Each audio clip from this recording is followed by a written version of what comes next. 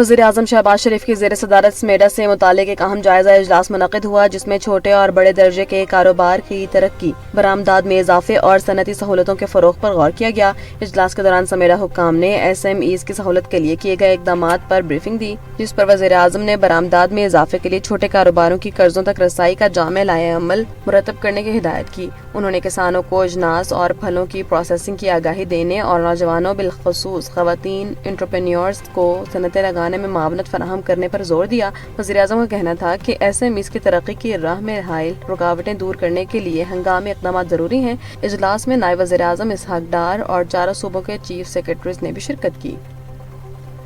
امیر جماعت اسلامی حافظ نعیم الرحمان نے لاہور میں پریس کانفرنس کرتے ہوئے مطالبہ کیا ہے کہ پیٹرول پر عائد پیٹرولیم ڈیولپمنٹ لیوی بھتہ فوری طور پر ختم کیا جائے، کیونکہ ہر 1 لیٹر پیٹرول پر عوام سے 100 روپے سے زائد ٹیکس لیا جا رہا ہے۔ انہوں نے کہا کہ حالیہ معمولی کمی ناکافی ہے اور کسی بھی صورت پیٹرول کی قیمت 225 روپے سے زائد نہیں ہونی چاہیے۔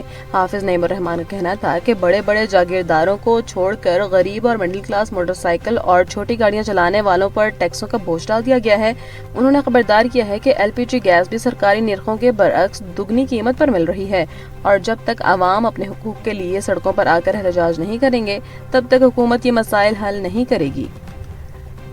اور شام کے دارالحکومت دمشق میں وزارت صحت کے ہیڈ کوارٹرز کے قریب 2 زوردار دھماکے سنے گئے ہیں، جس کے بعد علاقے کی سڑکیں بلاک کر کے سخت حفاظتی اقدامات نافذ کر دیے گئے ہیں۔ ذرائع کے مطابق یہ دھماکے اس ہوٹل کے قریب ہوئے جہاں فرانسیسی صدر ایمانوئل میکرون کے قیام کی توقع تھی۔ تاہم شامی سرکاری ٹی وی نے تصدیق کی ہے کہ فرانسیسی صدر بحفاظت صدارتی محل پہنچ چکے ہیں، جہاں نئے شامی صدر احمد الشرع نے ان کا استقبال کیا۔ واضح رہے کہ سابق صدر بشار الاسد کی حکومت کے خاتمے کے بعد ایمانوئل میکرون دمشق کا دورہ کرنے والے یورپی یونین کے پہلے بڑے رہنما ہیں، اور ابتدائی طور پر ان دھماکوں کی وجوہات معلوم نہیں ہو سکیں۔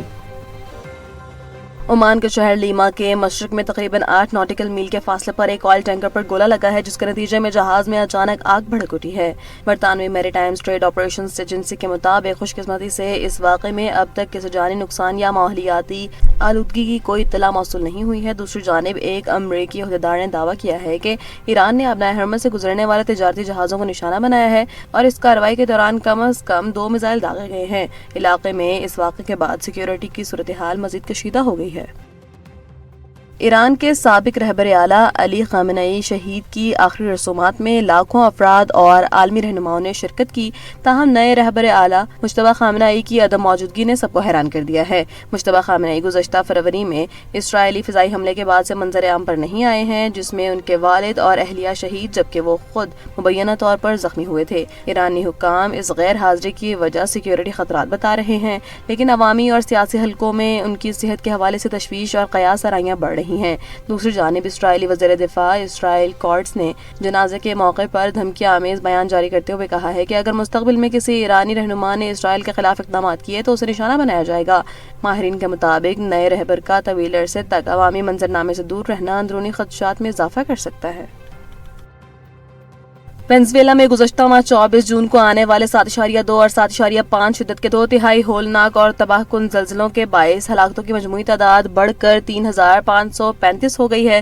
غیر ملکی میڈیا رپورٹس کے مطابق ان شدید زلزلوں کی وجہ سے اب تک 16,740 افراد زخمی ہو گئے ہیں، جبکہ 18,000 سے زائد لوگ اپنے گھر بار تباہ ہونے کے باعث بے گھر ہو چکے ہیں۔ زلزلے سے متاثر تمام علاقوں میں ملبہ ہٹانے اور ملبے تلے دبے افراد کو نکالنے کے لیے بڑے پیمانے پر امدادی کارروائیاں اب بھی جنگی بنیادوں پر جاری ہیں، جس کے باعث جانی نقصان میں مزید اضافے کا خدشہ ظاہر کیا جا رہا ہے۔ سندھ ہائی کورٹ کے آئینی بینچ نے پیٹرولیم مصنوعات کی قیمتیں طے کرنے کے طریقہ کار کے خلاف دائر درخواست کو ناقابل سماعت قرار دے کر مسترد کر دیا ہے۔ عدالت نے اپنے فیصلے میں واضح کیا ہے کہ پیٹرولیم مصنوعات کی قیمتوں اور ان پر ٹیکسوں کا تعین کرنا حکومت اور پارلیمنٹ کا آئینی اختیار ہے، اور معاشی و مالیاتی پالیسیوں کو ترتیب دینا خالصتاً حکومت کا کام ہے۔ عدالت کا مزید کہنا تھا کہ درخواست گزار کسی بھی بنیادی حق کی خلاف ورزی ثابت کرنے میں مکمل ناکام رہا ہے، اور محض پیٹرولیم مصنوعات کی قیمتوں پر عدم اطمینان کا اظہار کرنا کسی آئینی درخواست کے دائر کیے جانے کا جواز نہیں بن سکتا۔ तेल की आलमी मंडी में जारी उतार चढ़ाव के दरमियान सऊदी अरब ने तेल की कीमतों में एक बड़ी और रिकॉर्ड कमी का ऐलान कर दिया है। ब्लूमबर्ग की रिपोर्ट के मुताबिक सऊदी अरब की सरकारी तेल कंपनी अरामको आइंदा माह एशिया के लिए अपने फ्लैगशिप अरब लाइट खाम तेल की कीमत में $11 फी बैरल की नुमाया कटौती करेगी। इस बड़ी कमी के बाद सऊदी खाम तेल अब इलाकाई मयार से $1.50 फी बैरल रियायत पर दस्तयाब होगा। वाज़ेह रहे कि अरामको की जानिब से की जाने वाली ये कमी ब्लूमबर्ग के हालिया सर्वे में मुतवक्के $8 फी बैरल की कमी से भी कहीं ज्यादा है, जिसे आलमी मार्केट के लिए एक गैर मामूली इकदाम समझा जा रहा है। पंजाब के मुख्तलिफ अजला मुल्तान, डेरा गाजी खान और बहावल नगर में तेज हवाओं के साथ मूसलाधार बारिश हुई है, जिससे मौसम खुशगवार हो गया है। महकमा मौसमियात ने पेशगोई की है कि आज वफाकी दारुल-हुकूमत इस्लामाबाद समेत पंजाब, खैबर पख्तूनख्वा, गिलगित बल्तिस्तान और कश्मीर के मुख्तलिफ हिस्सों में तेज हवाएं और आंधी चलने के अलावा गरज चमक के साथ मजीद बारिश का इम्कान है। मौसमियाती तब्दीलियों के बाइस बाज़ मकामात पर ग्यालाबारी की भी तवक्को जाहिर की जा रही है, जबकि मुल्क के दीगर हिस्सों में मौसम मजमूई तौर पर गर्म और मरतूब रहेगा।